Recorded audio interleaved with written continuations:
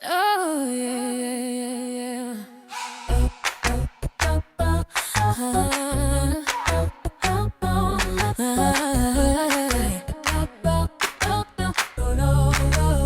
Homeless and confused, slandered and abused. Warfare that took my kin. I wonder why you let them sin. If it weren't for my fasting breath, I would have been conquered. Unknown, yeah. But on in the sense, ABPMUP to be. I'm still standing. Chop Jesus and all the clouds keep landing. Yeah, hate in the back like a shouting band. Sin bass running gospel in a 5-string hand.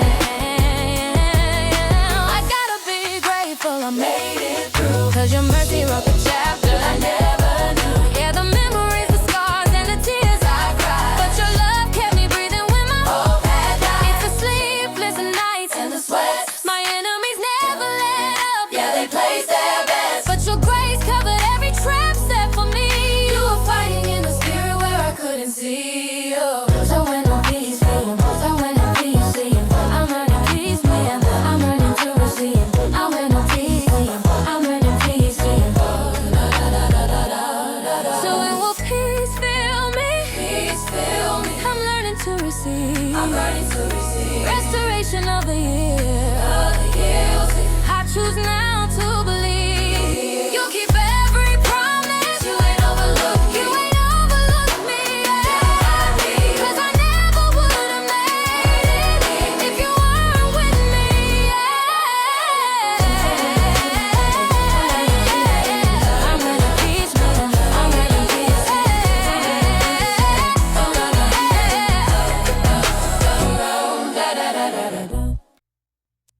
Hey, Phoenix is rising. Coach T here. And this is episode now. The title of this episode is Racialized Trauma, Energetic Extraction, and the History of Being Consumed. Before we get into this topic, I want to let you guys know that there is a workshop coming up that you have to sign up for. It starts June 13th, 2026. It is a weekend, so it'll start at 10 a.m. Arizona time, and it's going to be for about 90, 120 minutes or so on Google Meet or Zoom. And you will get a replay of the video and a free workbook for $97. So the workshop basically is to explain to those who, especially for those who are just getting out of a narcissistic relationship and they need to understand what's going on, who these guys are, why they do what they do, and also to be a part of a community. And it's not to blame you, but you were victimized. And so once you know that you've been victimized and you don't wallow in that, then what do? You find ways to never be in that position again. Because when we know better, we do better. Right. So it's only $97 because, you know, I want you guys to be able to invest in yourself, but also not break your pocketbook, right? Because many of you, some of the narcissists that you've been with have tried to do that, right?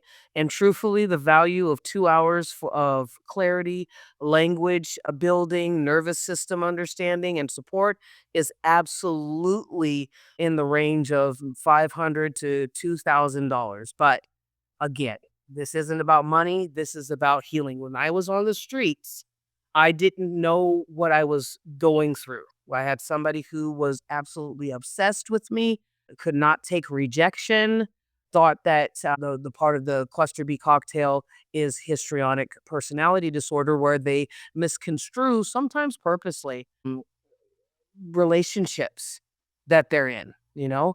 And yeah, so when I got discarded by this person thought I was going to come begging them back because of my situation, and I said no. And so I didn't have any comfort because they had isolated me from any type of social services.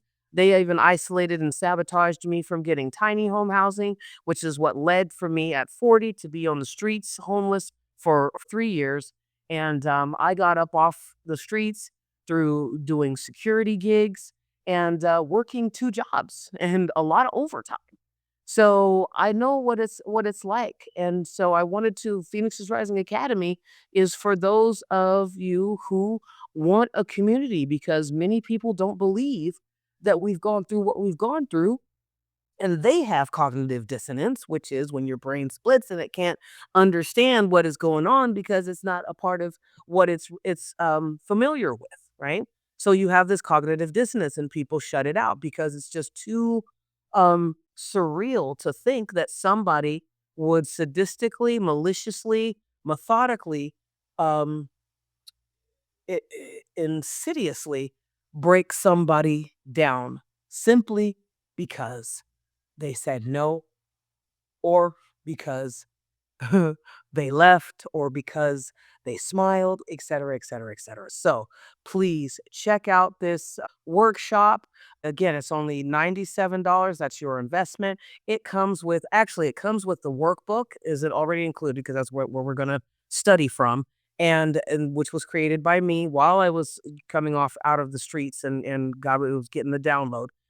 You will also have the access to a replay through email and it'll be through either Google Meet or Zoom. And it's about, 2 hours. We can go over a small group of 10 people. It starts at 10 a.m. on June 13th, 2026, which is a weekend, right? So if you're in another area, I'm in Mountain Time, Arizona. So if you're over on the East Coast or in the Central, then time may vary. Okay, so make sure you check that and check out the link in the description. And I got some other stuff that for you guys to check out. But without further ado, let's get into it. Again, the topic of this podcast is racialized trauma, energetic extraction, and the history of being consumed. So, today we're diving into a topic that is deeply personal, historically rooted, and spiritually misunderstood. Racialized trauma, energetic extraction, and the history of how Black women and Black people in general have been consumed, minimized, and drained in ways that go far beyond the personal and into the structural. We're going to talk about identity, power, psychological safety, energy boundaries, and how history has shaped the way systems and individuals respond to the presence, voice, and strength of Black women. What happens when Black women speak their truth? When a Black woman speaks with authority, when she speaks from lived experience, with power and clarity, some people react not with empathy, but with discomfort, disbelief, or avoidance. Across many spaces, including trauma recovery groups that claim to be about healing, there's a dynamic where Black women are expected to soften, nurture, and validate others before before they are truly heard themselves. This can feel like being energetically drained, used, or even spiritually vampirized. Let's be clear. This isn't about all white people or all individuals. This is about patterns in social and cultural dynamics where Black women are expected to carry emotional labor without reciprocity. And when they do not comply, they are seen as threatening, aggressive, or too much.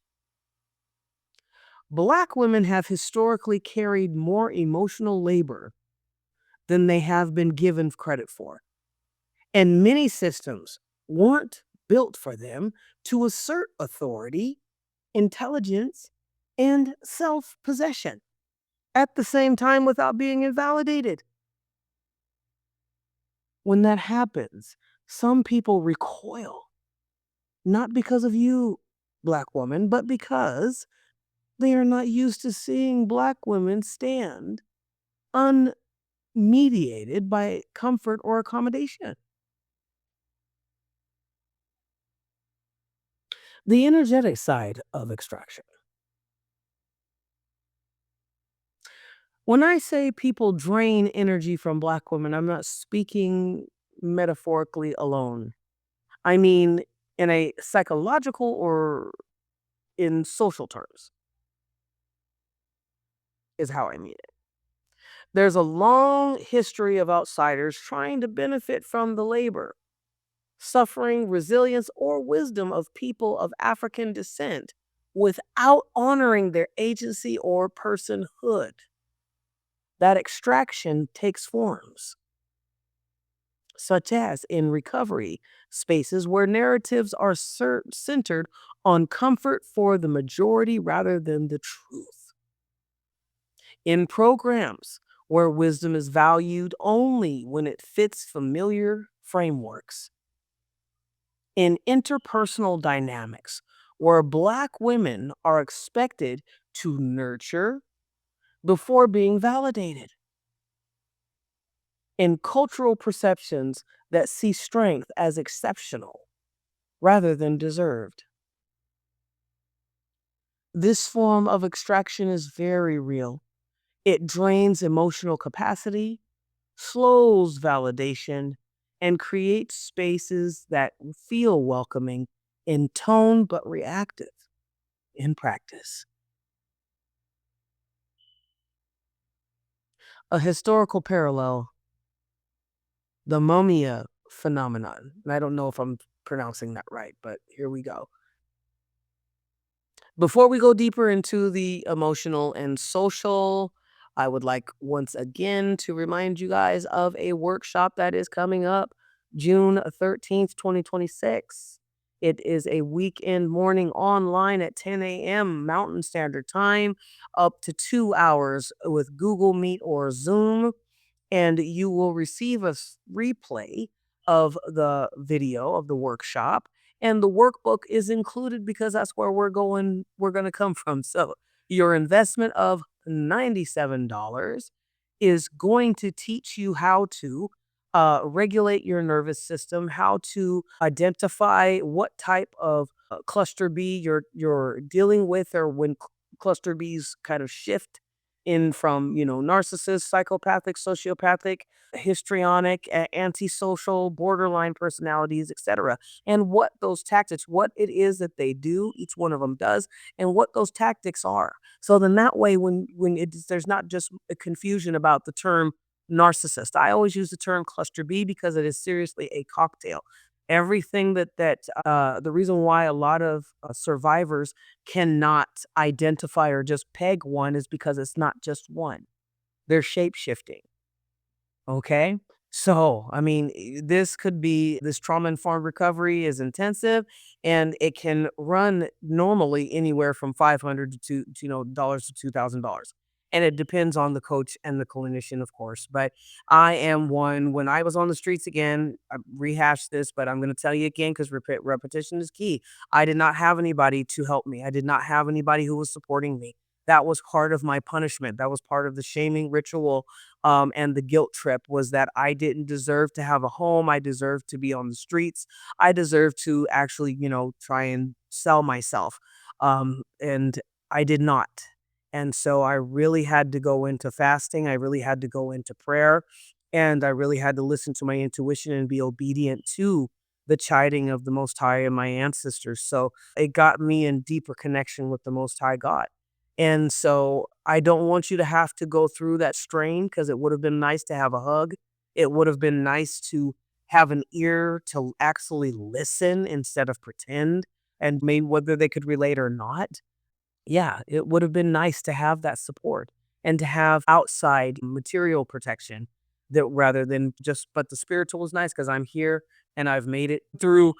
And it is about 10 years later. I got my first apartment last year in June, actually. So that's why this workshop is in June.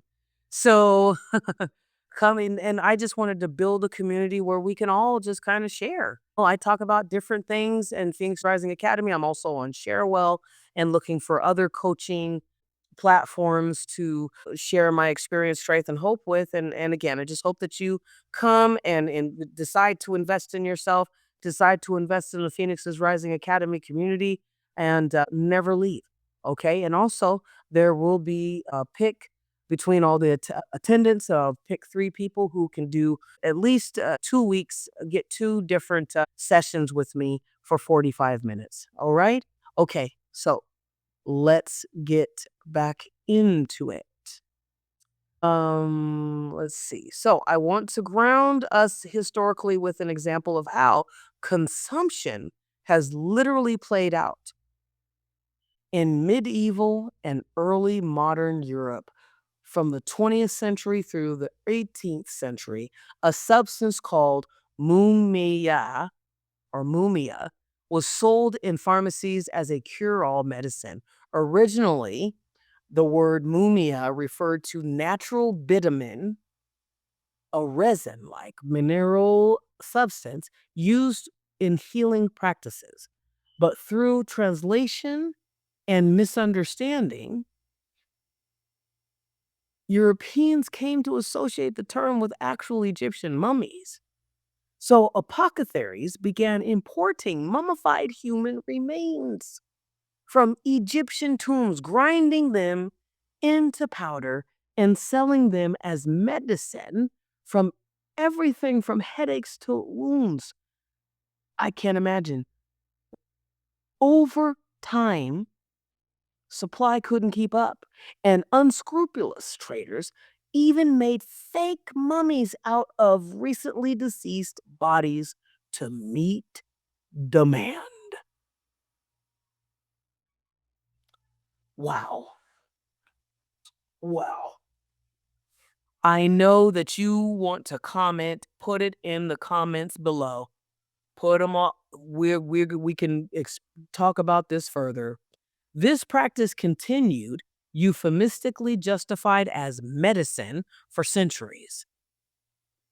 They went and dug up mummies, ground them down, desecrated them, the site, ground them down, and consumed them. And it was medicine for centuries. Just making sure everybody got that. It was literally the consumption of human bodies under the guise of healing, driven by myth, exoticism, and economic desire. What's most striking about this historic phenomenon is this: the very bodies of another culture, treated as mystical, powerful, and desirable, were commodified, ground down. We got to stress that. Ground down and repurposed for consumption by outsiders who saw value without reverence. Now, let's put this into more perspective, just really quickly, Phoenixes. The people of Akebulon, the people of Kemet, and I know that we say they're black people, but we also have the Hindus or the Southern Asians, I think, are of today, right? The Dravidians, etc., who are dark skinned. We're not just talking about Ugandan who are now or Ethiopian. We're talking about anyone who was dark skinned, was a part or in that area were and participated in trade, were a part of this sacred mystery system, which had to do with numerology, astrology, energy, how to manipulate energy, how to harness energy, how to respect energy. And as part of the practice, one thing that was revealed to me last week, actually, because I was pondering it, I don't know why, but what they would put, um, and it wasn't just for royalty, it was for non-royalty too. But the example has been given with royalty, where they would put things that could trigger a remembrance, and it's in your life. And when you go into the next life, here we're packing this with you, right? We're packing you up so that your soul is going to remember who you are authentically from your root, right? I know when I came in here, I remembered being a tap dancer, as a guitarist. I was in the entertainment business, very much creative and very much flamboyant, mildly masculine. I also remembered when gas was 10 cents. Okay? So when you don't have reverence, as many European and some Eurasian cultures who've gone over to Africa and they've mapped everything. So there's everything has been desecrated. But when you don't have that reverence, right? It doesn't do anything to those who have deceased because they've been deceased, but it does something to you because now you're trying to consume. It's a it's a grotesque way of body swapping and destiny swapping.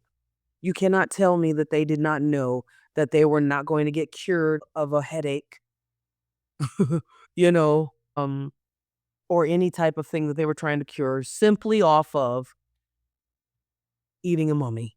Come on now. Come on. Just wanted to put that out there. But because the reverence, it's like when you don't have reverence for a thing, for something, not even a thing, it's this for an energy, for a practice, because it was done for a reason. It was done to carry them over their journey. That's what it was. It's like basically everything that they surrounded them. The focus was, we come here, how and why we come here, what we're to do, and then how we preserve ourselves so we can go back and be recycled. Right? I've seen this picture, and I'll probably put it up as the thumb for this. But look at it. If it comes out good, look at it. Look at it and know. So here you have these people who have, right now, just to bring it forward. You know, well, I'll end with that. So when we continue, there's a moral and psychological resonance in that history when a group is exoticized and extracted from their essence, whether physical, emotional, or symbolic, is co opted without respect or reciprocity. That mirrors, in a metaphorical way, the energetic extraction. You've probably noticed this. When a Black woman refuses to be soft, soothing, or overly accommodating, some people get uncomfortable, even aggressive, defensive. Not because her voice is too loud, but because her voice is sovereign and unmediated. It blocks projection from others. It interrupts their fantasy of her. When people have relied on stereotypes, emotional roles, or psychological expectations to feel safe, what happens when someone says, I am not here to make you comfortable. I am here to tell the truth? Well, it causes people to recoil, causes people to change the topic. Some even ask the questions that are meant to neutralize rather than understand. And it's not failure on your part, Phoenix. It's a structural response pattern.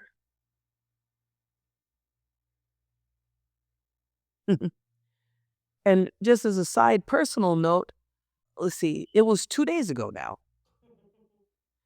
or a day ago, I don't know, 2 days ago now, where I was walking my fur babies, minding my own business. I was really jamming out. I was really at peace, right? Every time I go out, I say, angels, guides, go before me and purify our walk and our path. Make sure that that we're not caught up in a snare or trap to get us off of our purpose, and or to get us out of our personality, out of our character. And I'm grateful that I did that, because immediately I felt that I was being, they had surrounded us. So those of you who know, you know what I'm talking about. So I was able to be an observer to a really harsh interaction from somebody who I did not know. This is how desperate these guys are getting.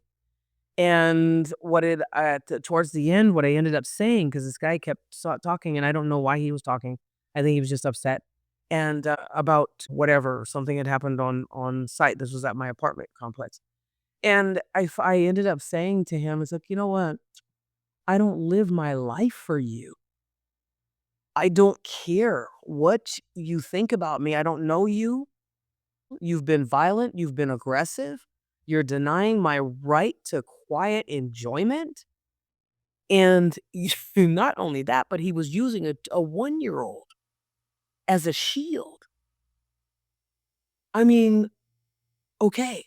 But the point is that I tried to tell him, like, I don't live my life for you. I don't have to. And I don't really know why I know why it came out, but I wasn't like planning on saying that. So that's my little 2 cents. So a vocabulary for what we're talking about. So here is a list. I love learning, guys, and I love words, especially the etymology of words, which we're not going to go into here, but this will be the definitions of these words. Here's a list of terms that helps frame what we're discussing. Terms that illuminate the dynamics of racialized trauma, extraction, and interpersonal invalidation.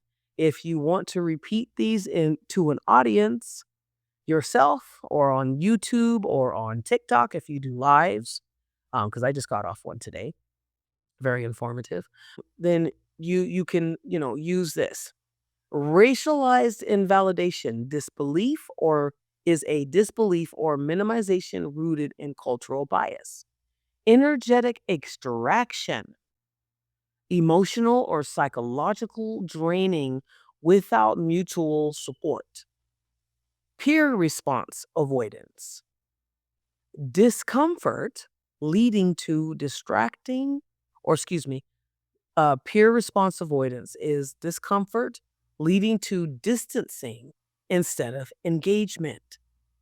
Projection, others assigning their internal discomfort onto your experience. Boundary violation by expectation is pressure to perform a role that is not yours, right? And just about the example of this one is how many times you've been at your job or you've had somebody say, hey, well, I just knew that you wanted, this is what I heard while I was on the streets and I had somebody who was taking advantage of me and she was treating me like a slave. This was a YT and she was 70s, 80s. And take out her dogs, wash her dishes, and in exchange, I could cook my meals. I was trying to keep on a healthy eating because you know how rough living in your vehicle or living on the streets can be, because what are you going to cook with, right? If I could start a fire, et cetera, et cetera, et cetera. Um, and whatnot. But then I noticed that anytime I would get in a job opportunity or try and work on getting a vehicle to get a job opportunity, it would somehow get sabotaged. And I knew that the sabotage was coming from her. And she would tell me, well, I know that you said that you liked the interaction that we were having. You liked that you had somebody human to talk to. It made you feel sane, right? But I don't like being sabotaged so that I stay in this situation with you, right?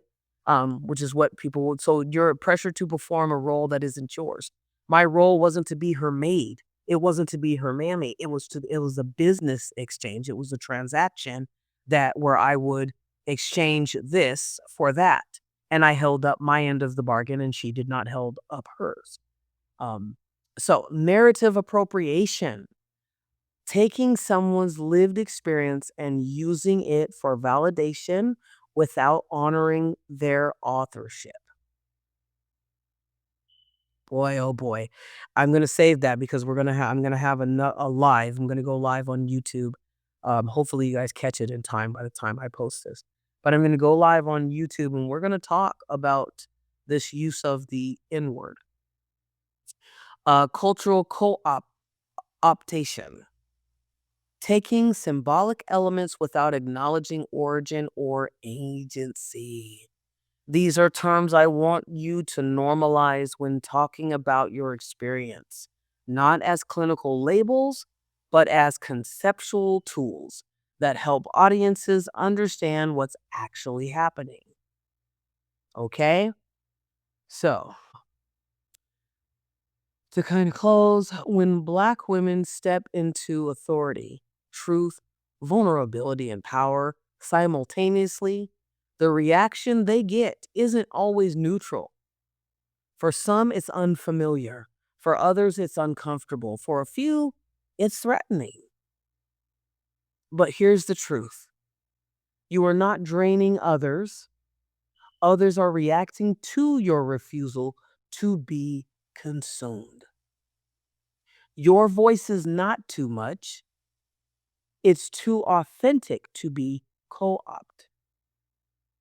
Your presence isn't a threat, it's a boundary that can be crossed without accountability. And most importantly, Phoenixes, your experience is not a curriculum for others to extract from without credit, reverence, and transformation. Again, your experience is not a curriculum for others to extract from without credit, reverence, or transformation. You are not to be consumed, you are to be heard.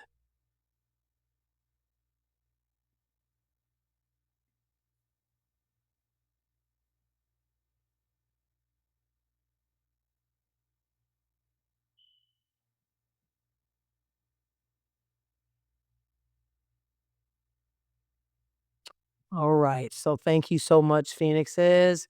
This has been Coach T. And once again, we have a workshop coming up from Sealed to Healed, June 13th, 2026 at 10 a.m. Mountain Time, live on Google Meet or Zoom. Replay will be included. Workbooks are provided. And we will do a raffle to have one-on-ones with me for 45 minutes, and all for the price to plant a seed into future harvest to your authentic self is only $97. All right? All right. So, again, this is Coach T, and I love you. From the ashes we rise, from the soul we lead.